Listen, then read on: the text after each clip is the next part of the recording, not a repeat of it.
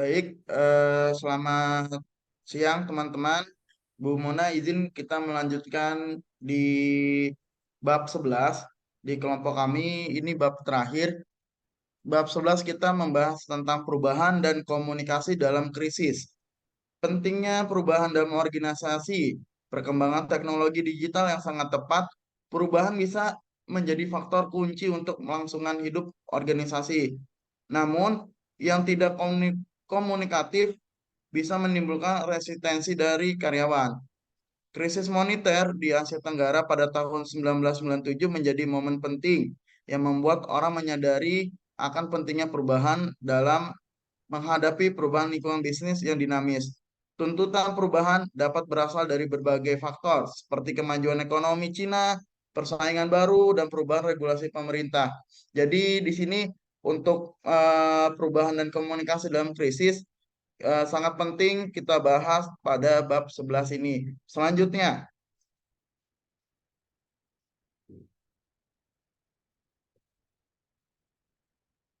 halaman selanjutnya, perubahan di badan usaha milik negara atau BUMN atau perusahaan multinasional. Melakukan perubahan di BUMN atau perusahaan multinasional swasta yang bergerak di bidang pelayanan sangat sulit, terutama mengubah mentalitas dari dilayani menjadi melayani. Di sini BUMN adalah perusahaan yang sangat besar, khususnya usaha milik negara. Jadi untuk mengubah mental dari kita biasa dilayani dan menjadi melayani itu sangatlah sulit dan butuh proses di mana supaya kita bisa melayani dengan sepenuh hati. Alasan menolak perubahan biasanya karena gangguan untuk pemenuhan kebutuhan, mengganggu kebiasaan, menimbulkan ketidaknyamanan atau hilangnya kebebasan dan lain sebagainya. Jadi biasanya para karyawan ataupun staf-staf di perusahaan eh, malas ataupun menolak perubahan. Ya dikarenakan gangguan untuk pemenuhan kebutuhan, mengganggu kebiasaan, di mana kebiasaan kita misalnya berangkat masuk kantor itu jam 8, tapi dengan ada perubahan masuk kantor jadi jam 7.30. Dan kita biasanya jam 7.50 baru sampai kantor karena masuknya lebih pagi lagi, itu merubah kebiasaan kita. Dan biasanya para staf ataupun para pekerja itu ada penolakan. Namun penolakan itu biasanya tidak bisa mereka langsung sampaikan, mungkin dipendam dulu, baru nanti ketika ada dari bagian HRD-nya menanyakan bagaimana perubahan ini terjadi, apakah mengganggu sampai membuat kita tidak nyaman atau bagaimananya, sehingga nanti baru ada namanya evaluasi. Selanjutnya, perubahan adalah hal yang tidak bisa dihindari dan perlu diperkenalkan dengan perlu dikenalkan dengan baik ke dalam kelompok atau organisasi. Manajemen harus memahami bagaimana karyawan atau anggota organisasi menyesuaikan diri dengan perubahan dan menjelaskan latar belakang, dampak, serta tujuan perubahan. Jadi, manajemen ketika mau melakukan perubahan itu harus menjelaskan kepada seluruh stafnya, kepada karyawannya, latar belakangnya dirubah itu seperti apa, kenapa sistem ini dirubah, dampaknya itu seperti apa, serta tujuan perubahannya itu seperti apa dan bagaimana. Yang pasti manajemen itu melakukan perubahan untuk melakukan perubahan yang lebih baik lagi. Di mana misalnya tadi contoh kita masuk jam 8, tapi mungkin dari pimpinan ingin masuk jam 7.30 sehingga kita bisa berangkat lebih pagi, dan kita juga bisa melayani masyarakat dengan lebih baik lagi. Seperti itu. Selanjutnya, transformasi perusahaan juga tidak mudah dan kegagalan sering terjadi karena perencanaan yang buruk, terlalu banyak prioritas, kurangnya dukungan tim, dan kelelahan. Jika tidak melakukan transformasi yang diperlukan, perusahaan bisa terjebak dalam krisis. Nah, inilah krisis ini bisa terjadi karena perencanaan yang buruk. Krisis bisa terjadi karena banyak prioritas, dan krisis pun bisa terjadi karena kurangnya dukungan tim dan kelelahan. Maka dari itu, setiap perusahaan ataupun setiap organisasi maupun pemerintah maupun swasta harus adanya dukungan tim. Karena apa? Ketika tim itu sudah menyatu, kita adapun kegagalan ataupun ada masalah apapun itu bisa kita selesaikan sehingga tidak menimbulkan krisis yang begitu berat. Mungkin krisis yang awal yaitu mungkin krisis yang bisa membuat perusahaan atau kantor kita tuh menurun omsetnya, itu bisa terjadi. Tetapi ketika krisis itu sudah terlihat di awal dan dilakukan rapat atau evaluasi, mungkin tidak akan menjadi krisis yang lebih berat. Seperti itu. Selanjutnya,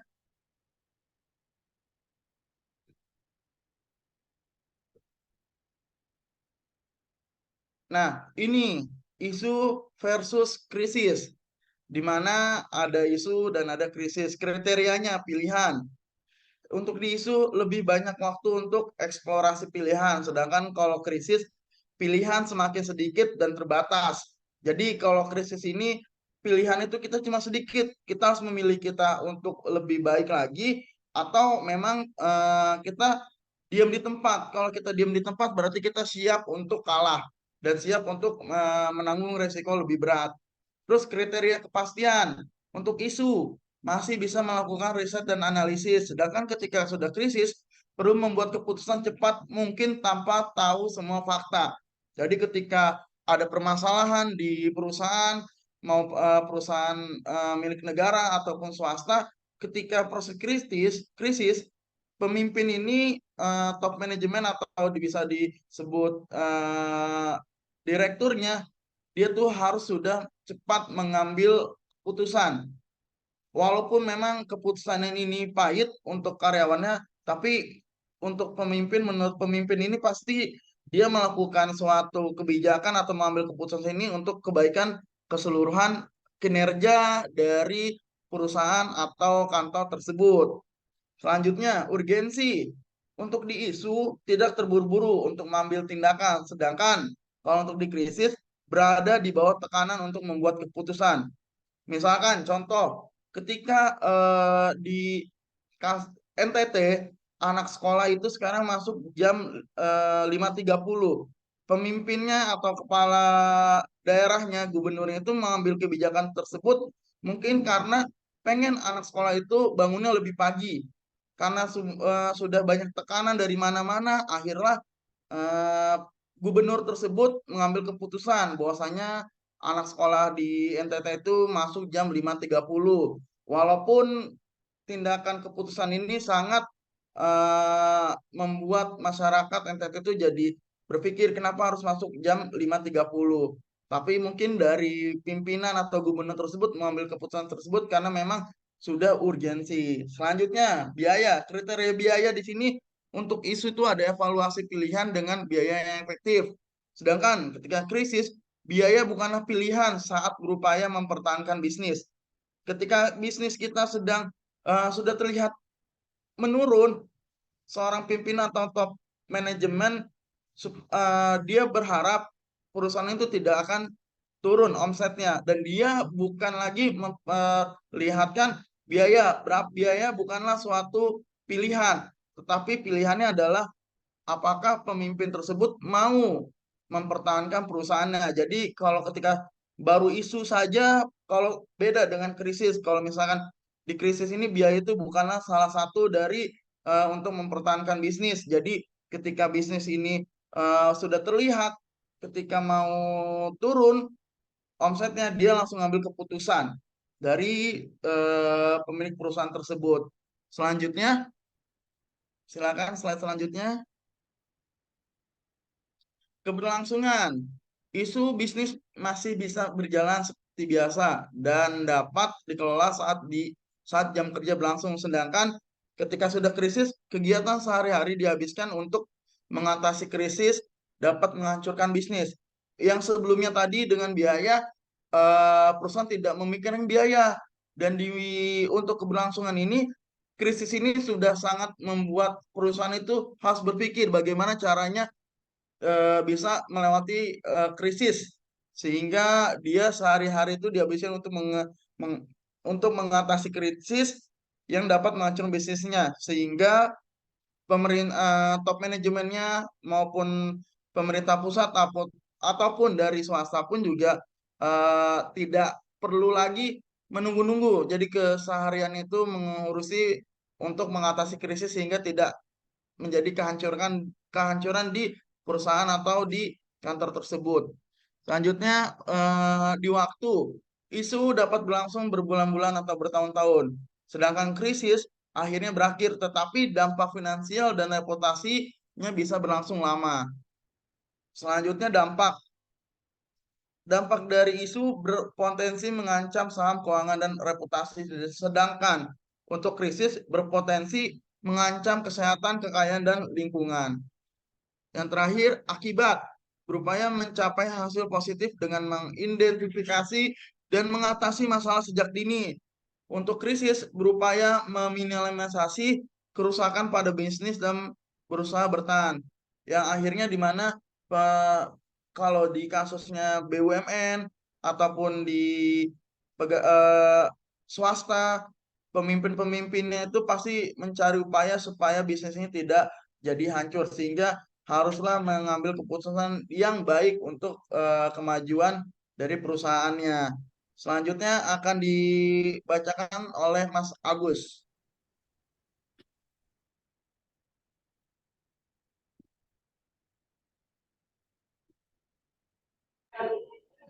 Oke, saya melanjutkan ya ke tahapan evolusi isu. Dari sebelumnya tadi dijelaskan oleh Mas Rizky perbedaan antara isu dengan krisis. Nah, ini saya fokus ke isu dulu. Jadi ada grafik dari Max Mann yang menunjukkan 5 tahapan evolusi isu. Yang sejalan dengan pendapat dari Krebel dan Hibbert dan Brown dan Ollenberger. Nah, nanti ada grafiknya di halaman berikutnya ya, saya tunjukkan sekilas. Nah, ini dari isu life cycle ya, atau siklus dari isu. Nah, ini kalau ini dari grafik Meng, tahap pertama itu potential stage, kemudian menjadi emerging stage, kemudian current stage, dan pada tahap crisis stage, yang terakhir sudah mulai menurun di dormant stage. Saya kembali ke slide sebelumnya. Ini dalam kaitannya dengan pendapat dari Krebel dan Hibbert ini. Nah, kalau berdasarkan dari pendapatnya Krebel dan Hibbert, itu tahapan isu itu yaitu pertama potensial, kemudian munculnya isu, organisasi atau organisasi isu itu menjadi krisis, kemudian resolusi, dan munculnya isu baru. Jadi ini sejalan gitu ya antara grafik Max Mann tadi dengan pendapat dari Krebel dan Hibbert. Nah, praktisi komunikasi itu perlu mengidentifikasi masalah sejak awal dan memahami tahapan evolusi isu ini ya. Jadi kalau bisa isu ini tidak berkembang menjadi krisis gitu kalau bisa. Kalau praktisi komunikasi itu sudah memahami tahap-tahap isu atau tahap-tahap munculnya isu, tahap evolusi isu. Ini di pembagian tahapan isu ini ditujukan agar bisa ditangani secepat mungkin. Nah, ini juga membantu meningkatkan sensitivitas praktisi komunikasi dalam menghadapi isu yang dapat berpotensi menjadi krisis. Jadi kalau misalnya kita sebagai praktisi komunikasi sudah bisa mengidentifikasi sebuah isu, belum sampai ke tahap selanjutnya gitu ya, dari misalnya tahap masih berpotensi menjadi isunya masih berpotensi menjadi krisis misalnya gitu, sudah bisa ditanggulangi, maka itu bisa tidak menjadi atau tidak masuk ke tahap berikutnya gitu. Jadi karena dalam krisis itu kecepatan penanganan itu sangat penting. Nah, ini adalah tadi grafik Max Mann tadi ya. Di sini dia menyebutnya sebagai ini potential state, mirip-mirip gitu ya istilahnya. Kemudian emerging state, current state, tahap krisis, kemudian dormant stage yang tadi sudah menurun dan mungkin akan muncul isu baru di sini. Nah, kemudian kita masuk ke krisis. Krisis ini adalah saat yang penting dan krusial yang dapat mengarah pada perbaikan atau kerusakan. Jadi ada dua sisi ya dari krisis ini. Ini sejalan misalnya dengan di budaya Cina gitu ya. Krisis itu dalam bahasa Cina itu disebut istilahnya itu WG. Itu merupakan gabungan dari bahaya atau kesempatan. Jadi kita tahu ya budaya Cina itu sudah sangat tua gitu ya, berkembang sejak sudah dari ribuan tahun yang lalu. Nah, mereka memandang krisis itu bisa sebagai bahaya atau sebagai peluang. Nah, jadi disinilah nanti kita untuk memandang krisis itu seperti apa gitu ya. Jadi di situ diperlukan pengetahuan dan kebijaksanaan dari kita gitu ya. Karena dari sebuah krisis itu bisa jadi nanti akan memunculkan peluang gitu ya, peluang baru. Nah, sementara kalau dari pendapat dari Stephen Fink, krisis itu dianggap sama dengan penyakit gitu, harus segera ditangani untuk menghindari dampak yang fatal pada perusahaan. Nah, jadi seperti saya sebutkan sebelumnya bahwa dalam menangani krisis itu kecepatan itu sangat penting, kecepatan penanganan itu sangat penting. Nah, kalau menurut Paul Argenti itu dia menyoroti faktor-faktor yang menyebabkan krisis, misalnya terjadi akibat bencana alam, kesalahan manusia, intervensi atau bahkan adanya niat jahat. Jadi krisis dapat berhubungan dengan kehancuran nyata ya, yang fisik gitu ya, misalkan kerusakan bangunan, itu sudah termasuk krisis gitu ya, misalkan karena dari bencana alam tadi, dari kesalahan manusia, atau juga kehancuran yang tidak berwujud seperti hilangnya kredibilitas perusahaan atau kerusakan reputasi lainnya. Ini tidak tampak ya, tapi maksudnya tidak tampak secara fisik, tapi dan ini bisa jadi sangat fatal juga ya, karena berhubungan dengan reputasi dan bisa bisa berkaitan juga dengan kelangsungan hidup suatu perusahaan atau organisasi. Nah, ini jenis-jenis krisis menurut Scott M. Gottlieb ya. Ada 3, yaitu pertama itu immediate crisis, yaitu krisis yang terjadi tiba-tiba dan memerlukan penanganan cepat. Contohnya kecelakaan pesawat atau bencana alam. Kemudian emerging crisis, ini masih ada waktu untuk perencanaan ya, tapi dapat berkembang menjadi krisis besar jika tidak ditangani dengan cepat. Contohnya ketidakpuasan karyawan. Kemudian yang ketiga yaitu sustained crisis. Itu krisis yang terus berulang atau diingat kembali oleh masyarakat.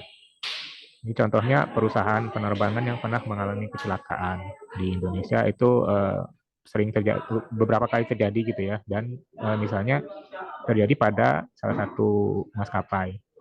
Nah, jadi kalau misalnya itu terjadi beberapa kali atau berulang, nah itu tentu akan menjadi sesuatu yang diingat oleh masyarakat.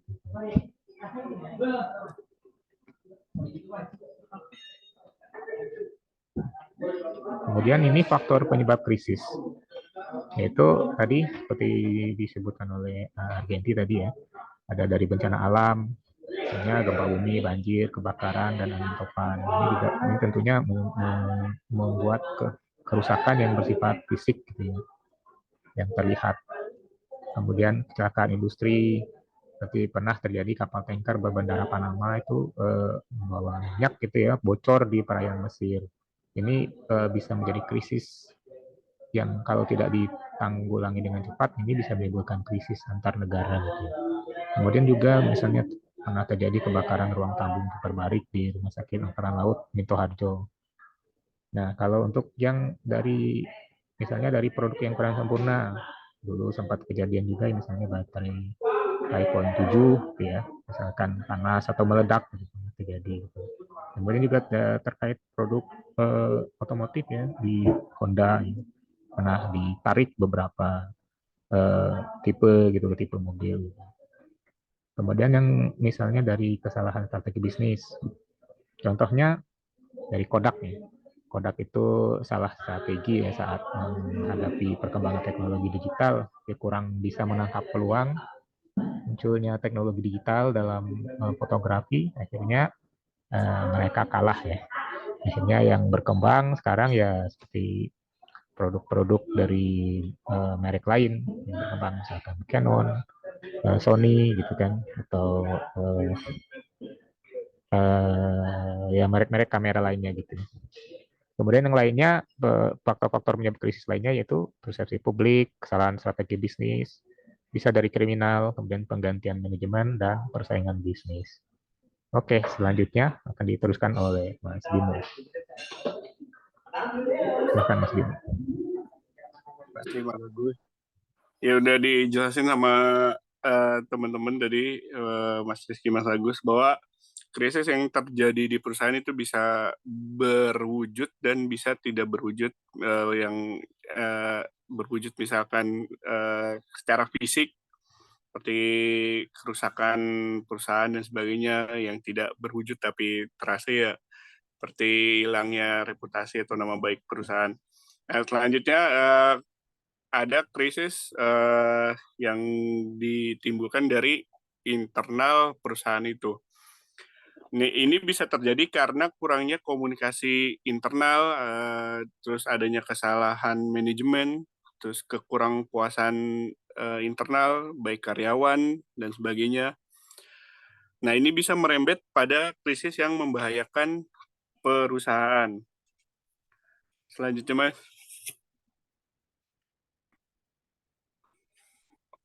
Menurut Antonisen, ada beberapa prinsip-prinsip untuk mengatasi komunikasi, seperti selalu berasumsi pada skenario terburuk pada kasus, makanya perlunya analisa ya, praktisi komunikasi di sebuah perusahaan. Terus pastikan perusahaan memiliki rencana, terus jangan kehilangan waktu, segera bertindak ketika sudah melihat adanya krisis, maka jangan sampai ditunda-tunda, segera bertindak, terus selalu mengutamakan manusia, karena ya penggerak dari perusahaan ya orang-orang di dalamnya. Terus dalam mengatasi krisis selalu berhubungan dengan kecepatan ya. Jadi baik lagi tadi, jangan sampai kehilangan waktu, harus segera bertindak. Ya, selanjutnya Mas. Ada 6 prinsip utama dalam manajer atau memanajemen krisis. Yang pertama itu komunikasi sangat penting dalam semua situasi krisis. Strategi informasi dan pengiriman pesan yang jelas, efektif adalah suatu keharusan. Jangan sampai kalau udah terjadi krisis itu perusahaan tidak bisa mengolah krisisnya atau menyampaikan atau mengomunikasikan kepada pihak-pihak yang akan terlibat oleh perusahaan, sehingga perusahaan tidak bisa melewati masa krisisnya gitu. Terus reputasi dan identitas harus dilindungi atau diperbaiki. Manajer krisis harus menunjukkan bahwa organisasi bertanggung jawab dan tanggap terhadap situasi dan kebutuhan mereka yang terkena dampak. Terus tanamkan budaya keselamatan dan keamanan. Manajemen krisis harus menjadi tanggung jawab bersama dalam suatu organisasi. Dan budaya keselamatan dan keamanan harus menjadi norma atau aturan. Selanjutnya, menyelesaikan krisis dan selamat. Itu tujuan untuk manajer krisis ya. Tanggapan terburuk terhadap situasi krisis adalah menyangkal hal itu terjadi atau sekedar menghindar dari menghadapinya atau menyalahkan orang lain.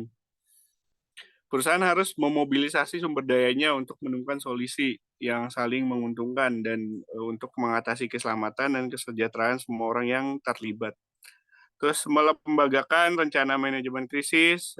Manajemen krisis harus mengikuti proses yang struktur dan terdokumentasi. Jangan melakukan hal yang tidak direncanakan sebelumnya, akhirnya menjadi berantakan semua. Misalkan harusnya ketika ada krisis apa, melakukan dikip dulu atau ini tanpa dipikir panjang sudah dilakukan klarifikasi yang tidak direncanakan sebelumnya, akhirnya perusahaannya melakukan blunder dan sebagainya. Terus melihat peluang dalam kesulitan dan menemukan solusi yang tepat, evaluasi dan pembelajaran harus dilakukan setelah krisis terjadi dan untuk menghindari terulangnya situasi serupa di masa depan ya. Ketika sudah melewati masa krisis ya, dilihat nih krisisnya kenapa terjadi begini, jangan sampai terjadi lagi, makanya dilakukan evaluasi. Lanjutnya Mas. Nah ini dilanjutkan oleh Mas Ginanjar. Oke, baik Mas Bimo. Di sini saya akan melanjutkan mengenai presentasi. Oke, di sini ada komunikasi di kala krisis. Jadi komunikasi penting dalam krisis ini perlu diperhatikan ya teman-teman. Yang pertama, ada komunikasi penting dalam menangani krisis perusahaan. Yang kedua ini yang harus diperhatikan yaitu langkah-langkah yang perlu dilakukan, seperti menguasai situasi, mengumpulkan informasi, dan tentukan pusat penanganan krisis. Jadi harus terstruktur ya. Dimulai dari kita tuh harus menguasai dulu situasinya dan mengumpulkan informasi sampai akhirnya menentukan pusat penanganan krisis tersebut. Dan yang selanjutnya adalah lakukan penelitian untuk mengumpulkan data dan mendengarkan pandangan para pakar. Jadi ada baiknya kita mendengarkan pandangan para pakar untuk menambah sudut pandang juga agar penanganan krisis lebih efektif. Ya. Dan yang selanjutnya adalah informasi harus segera diberikan kepada publik melalui media massa. Bisa saja melalui press release, komunikasi langsung dengan publik yang terkena dampak krisis. Mungkin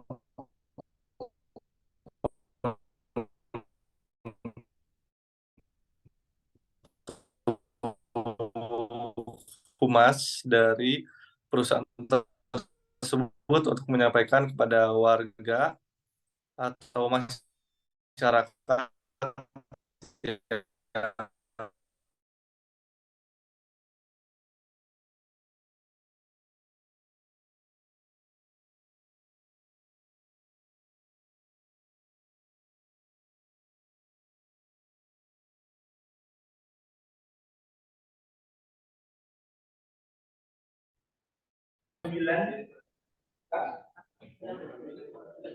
Oke, selanjutnya yaitu komunikasi di kala krisis.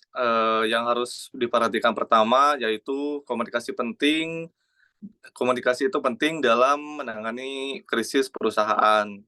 Dan langkah yang harus diperhatikan yaitu yang pertama menguasai situasi, yang kedua adalah mengumpulkan informasi, dan yang selanjutnya adalah menentukan pusat penanganan krisis.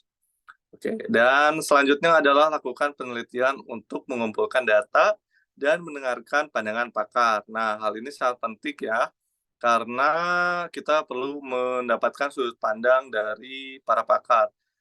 Ya, pastinya para pakar ini sudah terlatih dan sudah mempunyai pengalaman yang luas tentang bagaimana cara menghadapi krisis.